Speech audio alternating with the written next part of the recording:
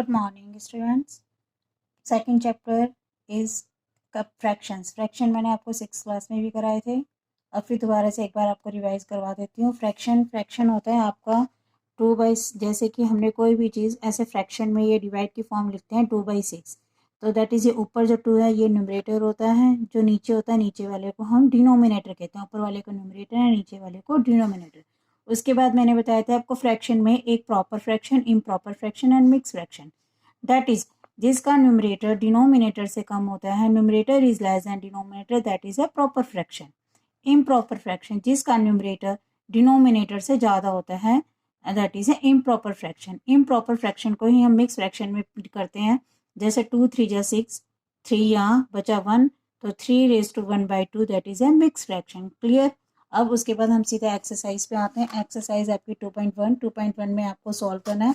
Solve करने का method मैंने आपको पहले भी सिखाया था कि हम फ्रैक्शन को हमेशा अगर उनका डिनोमिनेटर सेम होता है तो प्लस माइनस करना इजीली हो जाता है, अगर उनका डिनोमिनेटर अलग होता है तो हमें एलसीएम लेना होता है। जैसे कि फर्स्ट क्वेश्चन है 2 माइनस में 3/5, तो 2 के नीचे कुछ नहीं होता तो हम उसके नीचे 1 लगा देते हैं। 3/5 इनका एलसीएम लेंगे क्योंकि यहाँ नीचे 1 है, कोई और डिजिट नहीं है, दोनों का मल्टीप्लीकेशन एलसीएम 1 5, नीचे वाले से डिवाइड और ऊपर वाले से मल्टीपल। 5 को 1 से डिवाइड करेंगे तो 5 ही आएगा, और 5 को 2 से मल्टीपल कर देंगे तो 10 आ जाएगा। 10 में से 3 गए, 7/5। क्लियर। ऐसे ही एक पार्ट और अलग करा देती हूँ। 3/5 प्लस में 2/7, दोनों का एलसीएम लेंगे। एलसीएम लेने का एक मेथड हो रहा है कि अगर हम चेक करते हैं कि दोनों ही अलग अलग अपनी ही टेबल में आते हैं, दैट इज किसी की भी टेबल में नहीं आते, इसको प्राइम नंबर होते हैं, तो हम उनको डायरेक्ट मल्टीपल कर देते हैं। 7 5 जा 35। अब 35 को डिनोमिनेटर से डिवाइड करना है। 35 को 5 से डिवाइड किया 7, 7 को 3 से मल्टीपल करा, 7 3 जा 21। 35 को 7 से डिवाइड किया 5 आया, 5 को 2 से मल्टीपल करा 10 आया, 31/35 आंसर। क्लियर। समझ में आया एलसीएम। एक बार और फिर दोबारा से करा देती हूँ, लेकिन मैं बार बार नहीं कराऊंगी, मैंने 6 में भी समझा चुकी हूँ। नेक्स्ट एक पार्ट करते हैं। 7/10, 2/5, 3/2। अभी देखो कि तीनों ही किसी ना किसी टेबल में आते हैं, ये एक ही टेबल में आते हैं, तो इनका हम एलसीएम कैसे लेते हैं। इनका एलसीएम लेंगे, जो एलसीएम आपको सिखाया गया था 10 5 2, 2 की टेबल में पहले 2 5 जा 5 एज इट इज, 2 1 जा 2, फिर 5 से करेंगे 5 1 जा 5, 5 1 जा 5, एलसीएम आया 2 × 5 इज 10। आपका एलसीएम आ गया 10। 10 को 10 से डिवाइड करोगे 1, 1 को 7 से मल्टीपल करोगे 7, 10 को 5 से डिवाइड करोगे 5 2 जा 10, 2 को 2 से मल्टीपल करोगे 2 2 जा 4, 5 को 2 से डिवाइड करोगे 5 आएगा, ऊपर वाले से उसे मल्टीपल कर दोगे 5 3 जा 15, 15 आ गया। इन सबको प्लस कर दिया, हमारा आंसर सॉल्व हो गया। Clear. Question number second. Question number second में आपको बोला गया है कि arrange the following in descending order. Descending order के लिए आप चेक करोगे कि भाई नीचे का, मैंने आपको पहले ही बताया कि कंपेयरिंग करने के लिए नीचे का डिनोमिनेटर सेम होना बहुत जरूरी है, तो उसके लिए वही मेथड है, हम इन सबका एलसीएम लेंगे।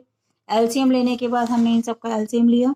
एलसीएम लेने के बाद हमने इनको अब कंपेयरिंग के अंदर रखा, चेक करा। मैंने बोला कि डिनोमिनेटर सेम होने तो ऊपर वाली डिजिट जो बड़ी होती है वो बड़ी ही मानी जाती है, तो उससे आपका ये क्वेश्चन क्लियर हो जाएगा। That is clear. Question number third इस कट कर दीजिए। क्वेश्चन नंबर 4, इसमें क्वेश्चन नंबर 4 में बोला गया है कि इन ए रेक्टेंगुलर शीट पेपर एक फिगर बनाई गई है और इसका पेरीमीटर निकालना है। पेरीमीटर निकालने के लिए क्या है, तीनों साइड का टोटल, ट्रायंगल के लिए, रेक्टेंगल के लिए चारों साइड का टोटल, तो ऊपर वाली इसके लिए तीनों साइड का आपको टोटल करना है, यानी इस ए बी प्लस में बी ई प्लस में ए, तीनों का प्लस करना है। प्लस करके आपको उनका आंसर देना है। नीचे रेक्टेंगल है, रेक्टेंगल की भी आपकी एक साइड ये और एक साइड ये है, तो पेरीमीटर ऑफ रेक्टेंगल क्या होता है 2 × L प्लस में बी। ये मैंने सॉल्व किया हुआ है। क्लियर। दोनों का एलसीएम, पहले वो मिक्स में थे उनको इम्प्रॉपर में करा, इम्प्रॉपर के बाद उनका एलसीएम किया, एलसीएम लेके ब्रैकेट में पहले उनको सॉल्व किया, फिर 2 से मल्टीपल कर दिया। Clear. Question number 6। Question number 6 में बोला है कि Sahil want to the picture in the frame. वे एक पिक्चर को फ्रेम में करना चाहता है। उसकी पिक्चर की चौड़ाई है 7/3/5 मीटर सेंटीमीटर वाइड, और जो फ्रेम है उसमें जो आ सकती है पिक्चर वो 7/3/10 की आ सकती है। तो हमें देखना है कि पिक्चर को कितना ट्रिम किया जाएगा, यानी कि फ्रेम की चौड़ाई में से पिक्चर की चौड़ाई को माइनस करके हमें पता चल जाएगा कि पिक्चर को कितना ट्रिम किया जा रहा है। मैंने ये क्वेश्चन निकाल दिया है, ये चेक कर लीजिए। पिक्चर की length, the breadth, the width of the picture this and the width of the picture frame ये है। उनका कंपैरिजन कि कितनी शुड ट्रिम करनी है, तो यानी कि 38 में से ये माइनस करा है, तो ये आपका आंसर आ गया। क्लियर। ऐसे क्वेश्चन नंबर 7 है। क्वेश्चन नंबर 7 में इन्होंने बोला है कि रितु ने एक एप्पल का 3 पार्ट खाया है। Apple by eaten the brother Sonu, तो वो सोनू ने कितना खाया है। तो हमारे पास एक पार्ट बता रखा है, दूसरा नहीं बताया, यानी कि हम पूरा होल एप्पल मानेंगे 1। रितु ने कितना खाया 3/6, तो पार्ट ऑफ द सोनू का निकालने के लिए 1 में से इसको माइनस कर दिया। फिर इनका कंपैरिजन करने के लिए इसमें से हमने देख लिया कि डिनोमिनेटर सेम था, तो कंपैरिजन करना हमारे लिए बहुत ईजी था, तो आंसर हमारा आ गया। नेक्स्ट क्वेश्चन में भी ऐसी है, माइकल ने एक पिक्चर कलर की है, उसने इतना टाइम लिया। 7/12 वैभव ने पिक्चर कलर करी, उसने 3/4 घंटे लिए।